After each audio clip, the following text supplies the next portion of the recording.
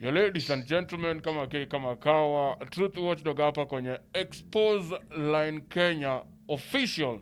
Make sure na subscribe na hii notification bell. Tunakuletea ukweli kaa dawa. Wakipenda na meza, kikataa tunawamezesha. Kwani ni kesho. Either way guys, nakwambia hii story ya confession imeleta mambo mingi. Yani, imagine this case that nataka kuelezea hapa is so sad. The person on phone is so sad. Urepiwe na anko yako paternal, urepiwe na anko yako mwingine, alafu tena uko kwa shule bado uko sexually molested by your teacher you trusted, unaenda church bado priest anakufanya the same thing, like you have nowhere to run to. This is the story of a lady that wants to tell us her ordeal experiences with both church, home and school.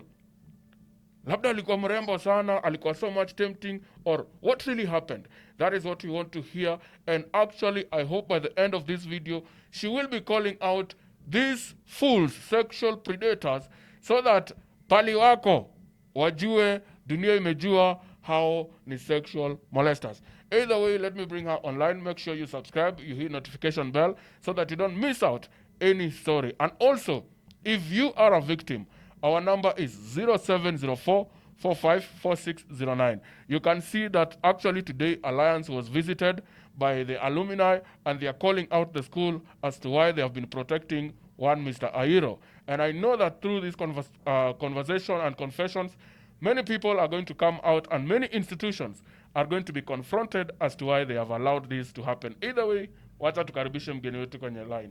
Hello. Hello. Hi, how are you? I'm fine, thank you. Yes, thank you as well. You've told me your uncles, your school, your church. Yani hakuna pale ulikuwa safe. Yeah, actually everywhere. Kindly, don't shy off. Would you like us to make this private, or would you like your voice to be left natural? I don't know whether... Okay, you'll decide on that. Okay, so just go ahead and tell us the story, and please remember to mention one by one names of these people so that the world can know. Okay. Mm-hmm. Okay, before I begin, Mm-hmm. The first one who raped me was my paternal uncle, but I don't know. Okay, it was I don't know his full name. Mm-hmm. Yeah, so will that be okay if I just mention one name? It's okay. Okay, so this uncle was he's a cousin to my father. Mm-hmm. So on this evening, he came home, sat on the veranda, and then called me. And then I went to him. He patted his legs. I went in between his legs, and you know that age when children simply come to you, but then they get inside your legs. Mm-hmm. So I was at that age. I can't remember how old I was, but after getting in between his legs, Mm-hmm. he showed me his penis, which was fully erect. Mm-hmm. He told me to touch it. And during those days, children were told to obey their elders. Mm-hmm. For those who grew up during those days, Mm-hmm. we were always trained to obey people who were older than us. Mm-hmm. And because he was older, I had no any other option. Besides that, I really didn't feel odd about it.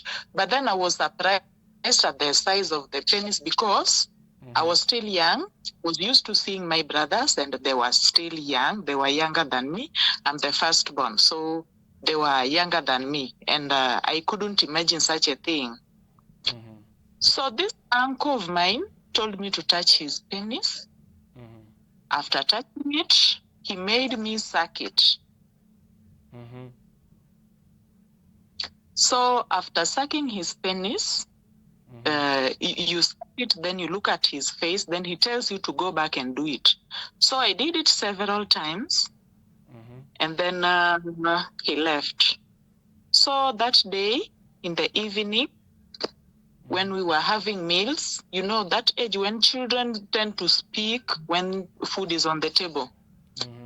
I tried sharing the ordeal, but my parents shut me up because of the fear that I would say something embarrassing. They didn't really know what was going on. So this uncle of mine is called Ouma. Right now, he should be a priest because he went to the seminary, and probably he's a priest. Yeah. So the second case was my maternal uncle. I've told you that I was the firstborn daughter and or the only daughter for that case. My father died shortly after that. And so we remained with mom, who was still very young. She was only 23 when my dad died. We were 3 kids, and her mother is also very toxic. So she was going through a lot. That is according to what I understand now. But during those days, I would be beaten, thoroughly beaten, even for my brother's mistakes. So most of the time after the beatings, I would run to her home because her home is not very far from my home. So I would run there, and when I reach there, I would find this uncle of mine. He would take me to maize plantation very late in the evening, around 7, have sex with me, and gives me 5 shillings. The old one with the 7 corners. I hope you remember it. Yes, I know it. So he would give me that 5 shillings and tell me not to tell anyone. Because if I told anyone, he was to beat me thoroughly. And remember, I was always running from beatings. So I wouldn't tell anyone. I wouldn't say because of the fear of getting beaten a second time. And it wasn't so easy. So I would keep quiet. And then because of the beatings, I became really afraid of sharing whatever was happening to me. So this uncle, brother to your father, was like penetrating you? No, he only made me suck his dick. No, that was the first one. The second one? Yeah. The second one was penetrating me. It was really painful, but then I had no option but to persevere because of the consequence of speaking out. Yeah. Okay, continue. So each time I would go there to my mother's place and find him there. He would do the same thing to me over and over. And I had no one to tell because my mother was always beating me. My father had already died. And then there was no one else to talk to. So this continued until there was a time he disappeared. I don't know whether he went to high school. I don't know. Because there was a time he suddenly stopped being at home. So I think he went to high school during those days. So this uncle of mine is called Steve Abudo. Steve Abudo. He's still alive up to now. Which school did he go to? He's married. Sorry? Which school did he go to? I don't know exactly. He went to school when I was still young, so I can't know which school he went to. Okay, it's okay. But he's a very known person within Awendo town because he's a politician. I hear he wants to become an MCA. In Awendo? Sometimes, yeah.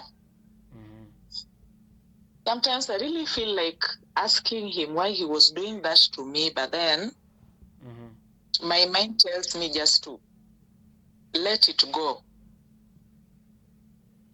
So he did it several times until he went to, I think, high school.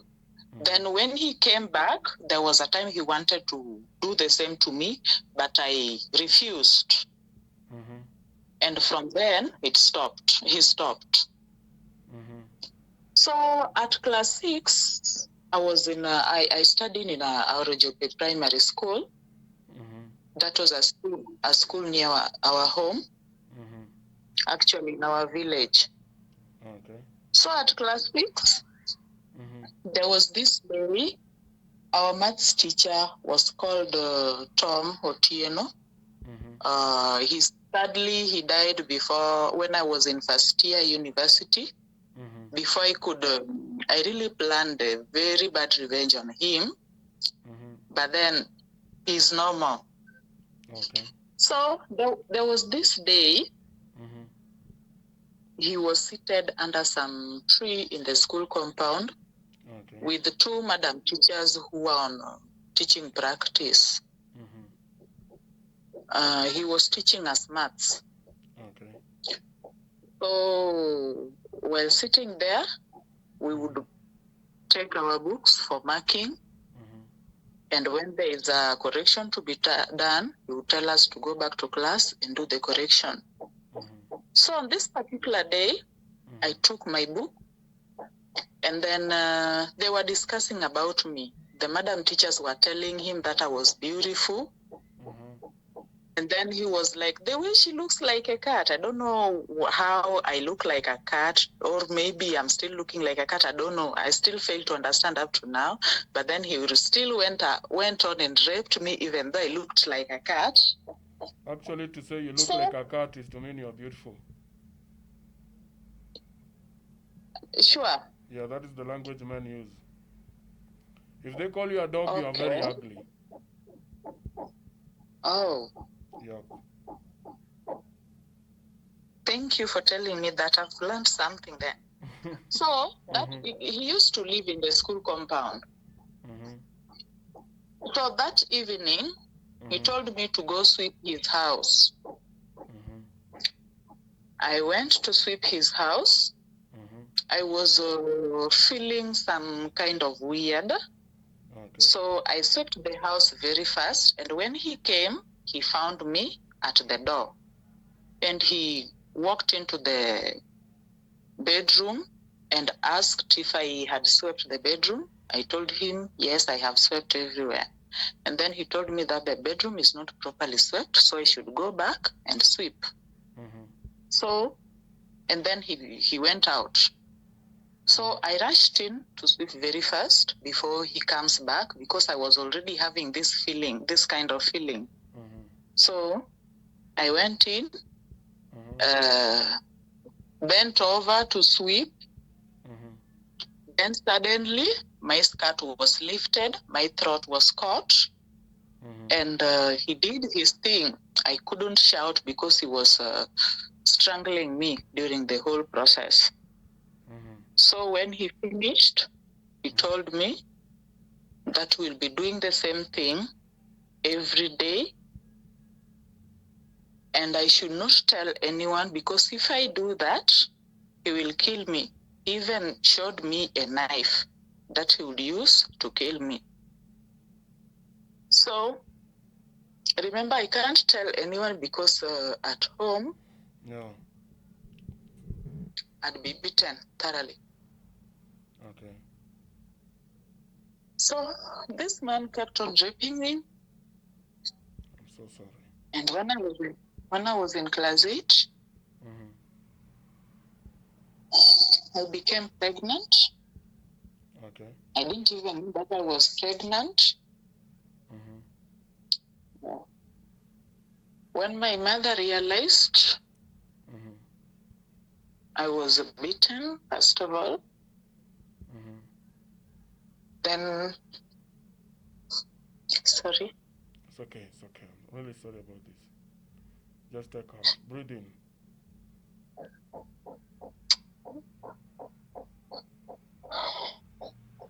Sorry. Then, okay. Then she asked me who did this, and then I told her that the teacher has been doing that to me.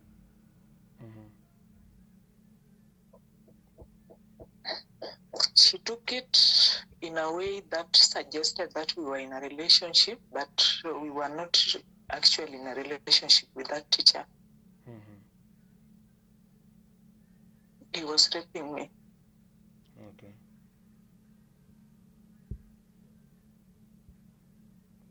So she went to school, threatened the teacher.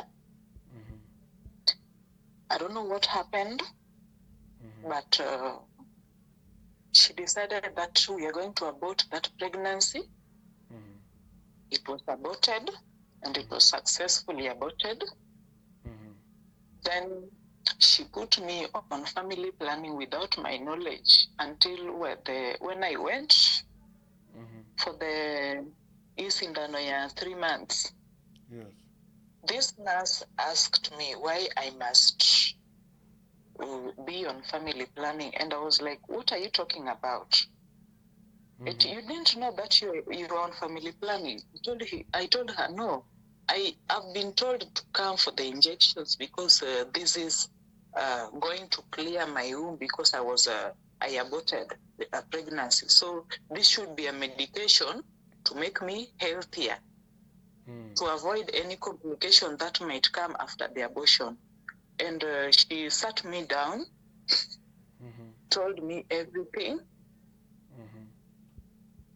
And then we planned with her because she was being paid for the injections. I didn't know about this. So she told me that she's being paid for the injections, so she'll be keeping the money for me. So I was supposed to go collect that money after every 3 months.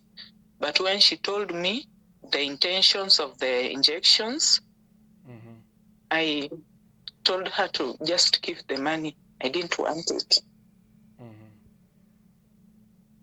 So.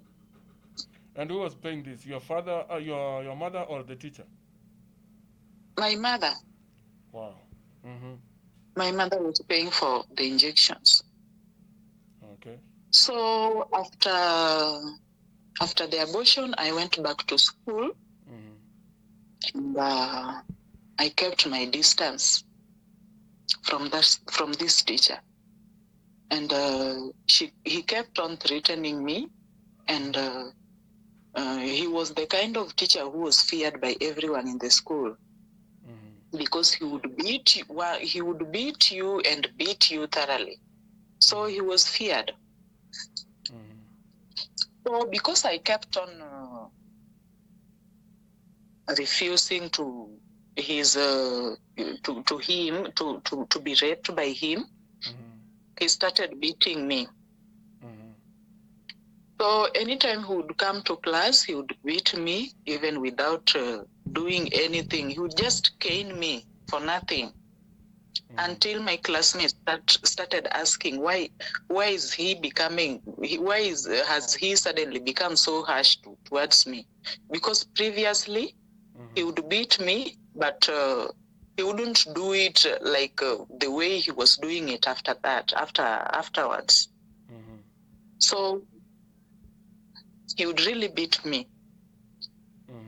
Then when we were approaching KCPE, he called me and asked me to be his wife.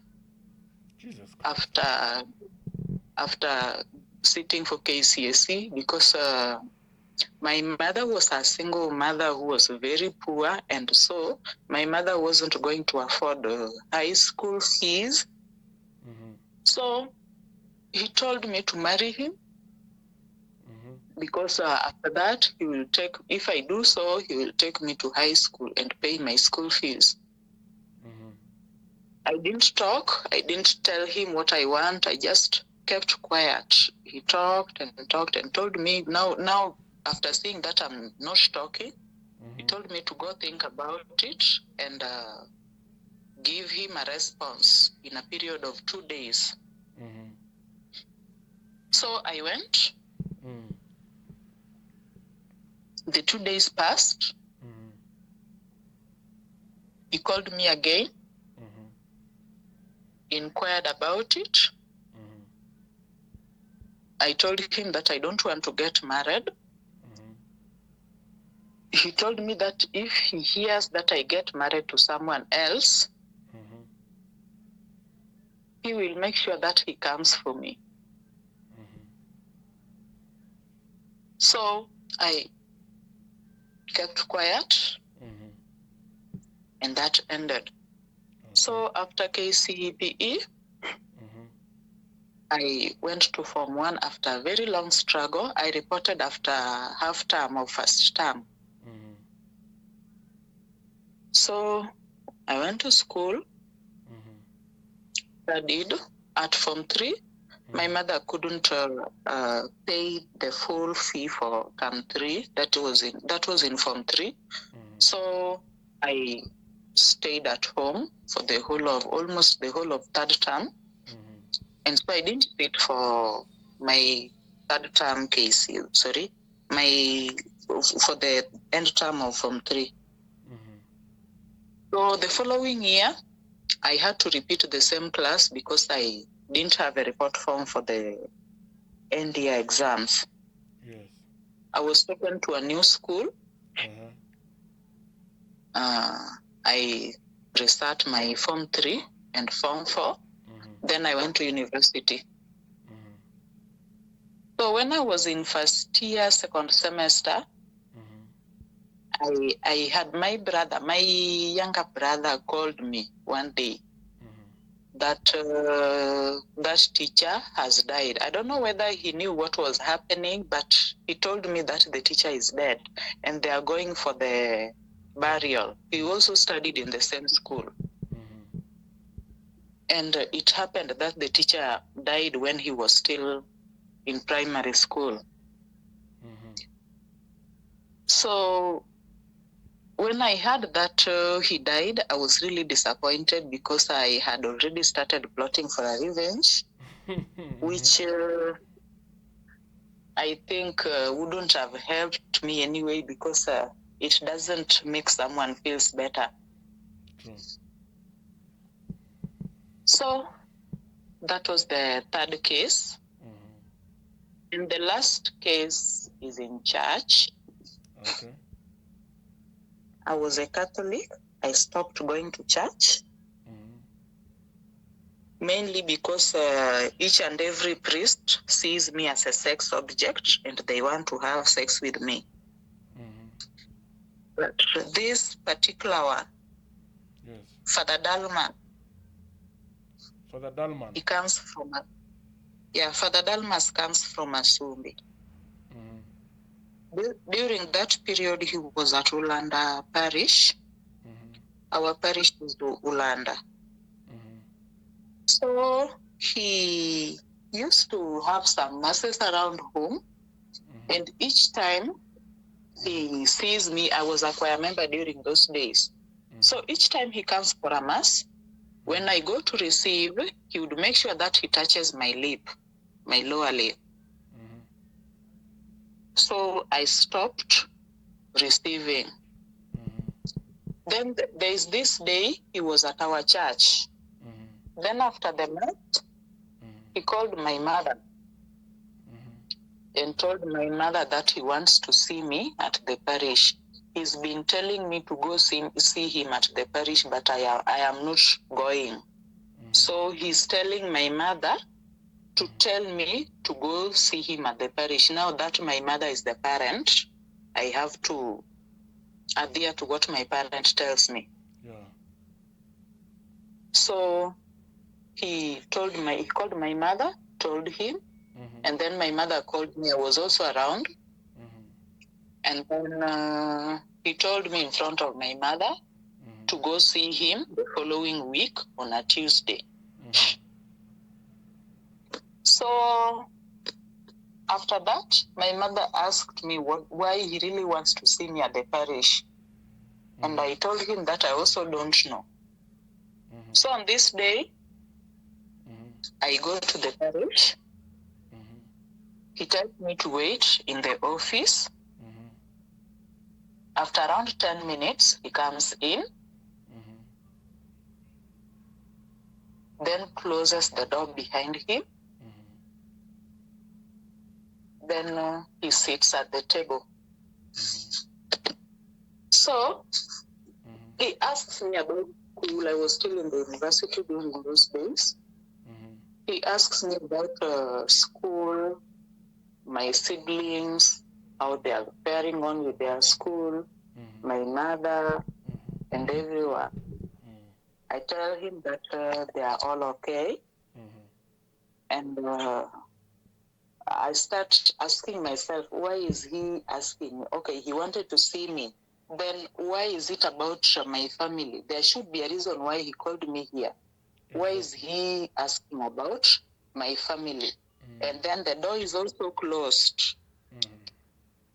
And we are only two people in here.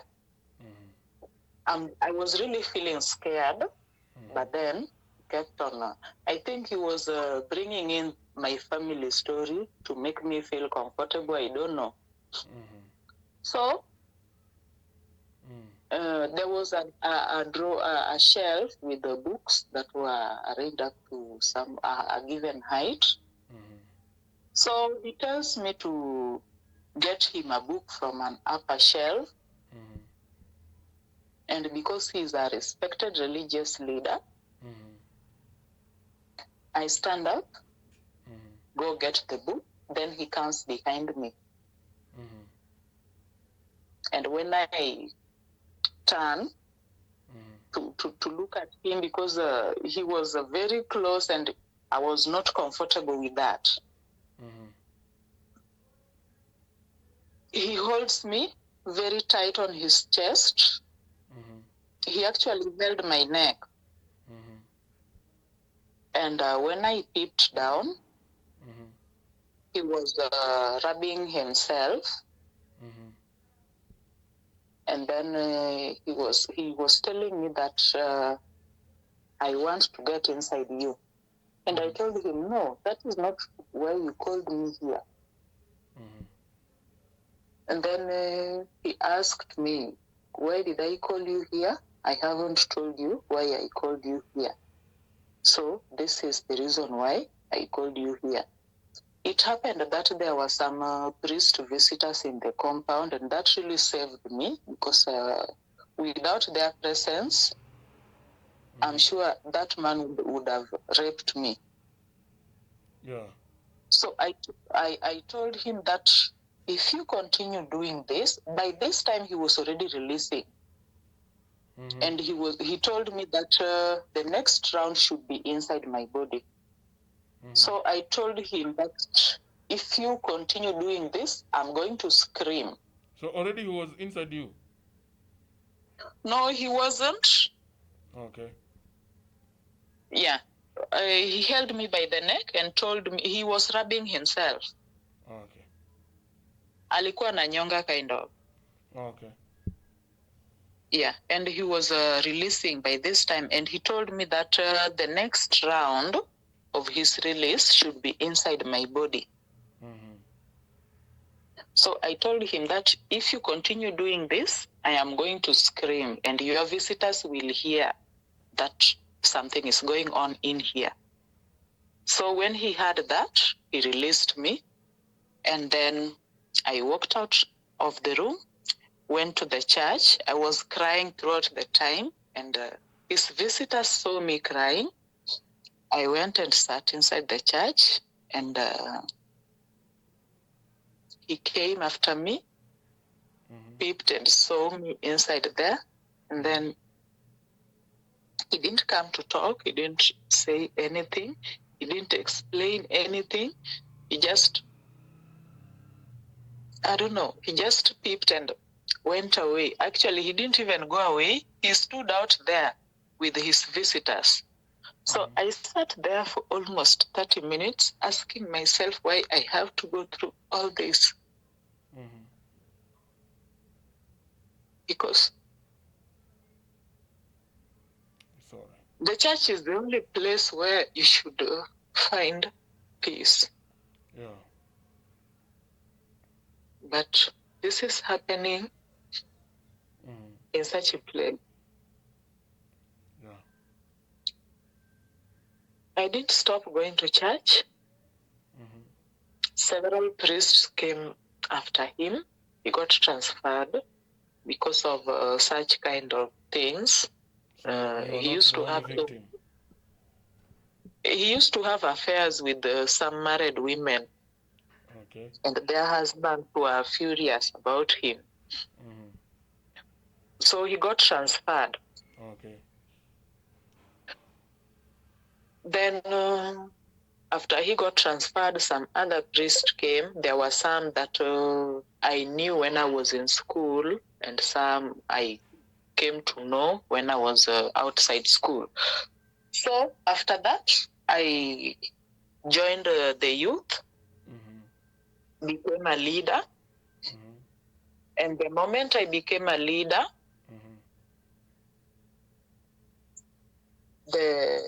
we had to go for dinner meetings, and there was a chaplain there.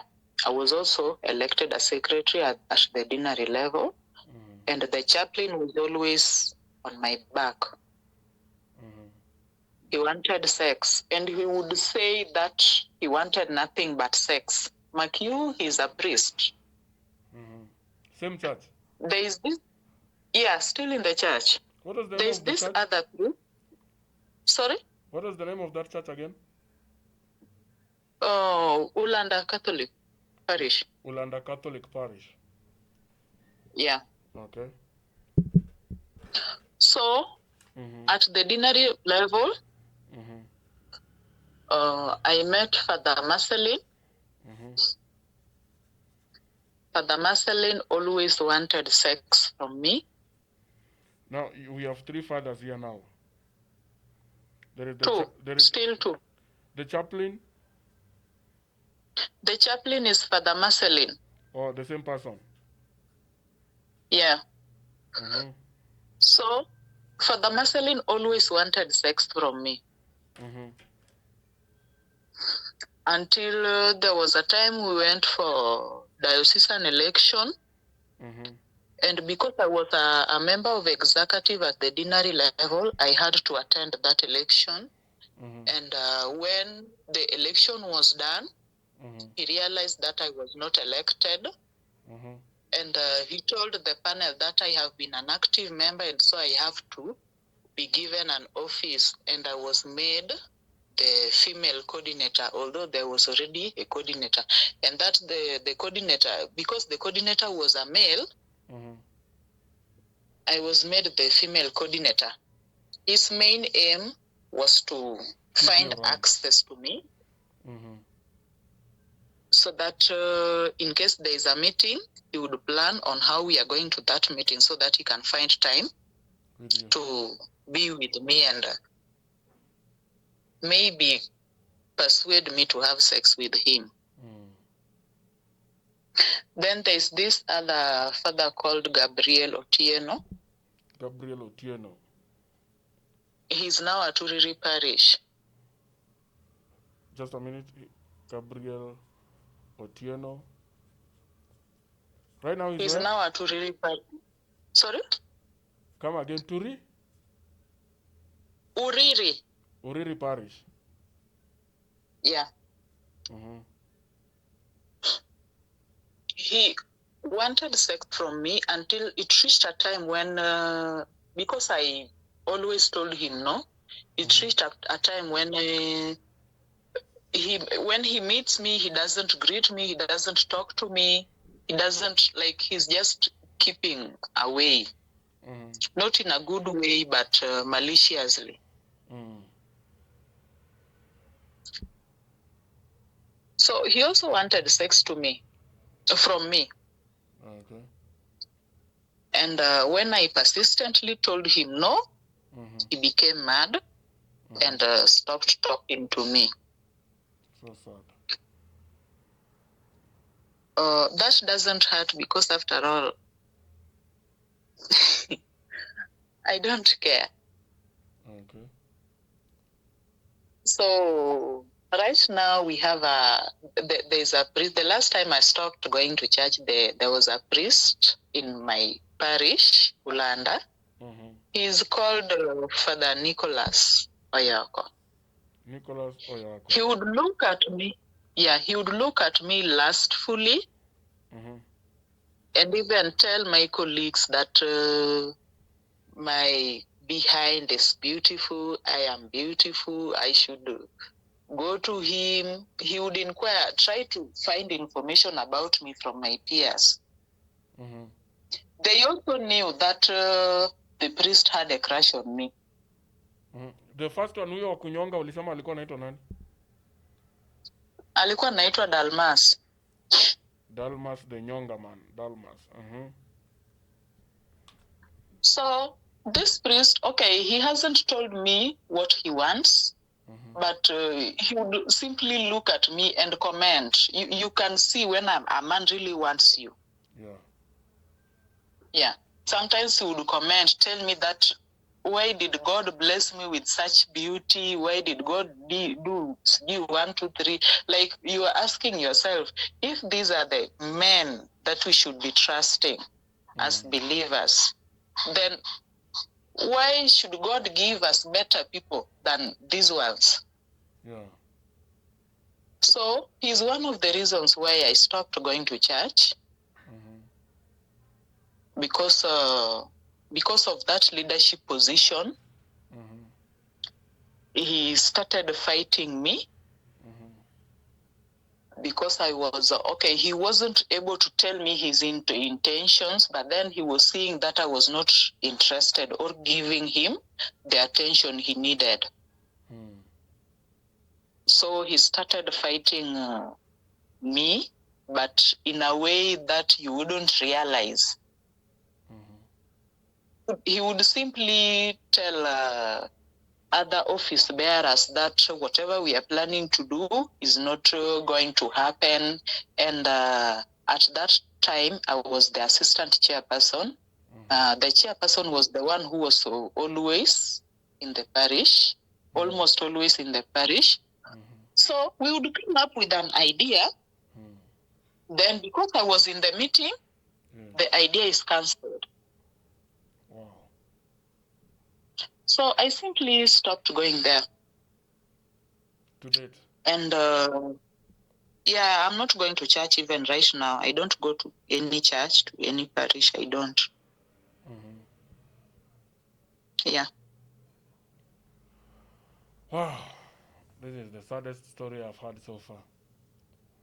Abandoned by the family, the church, and the school.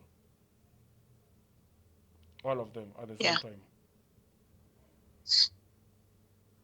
But you're a strong woman.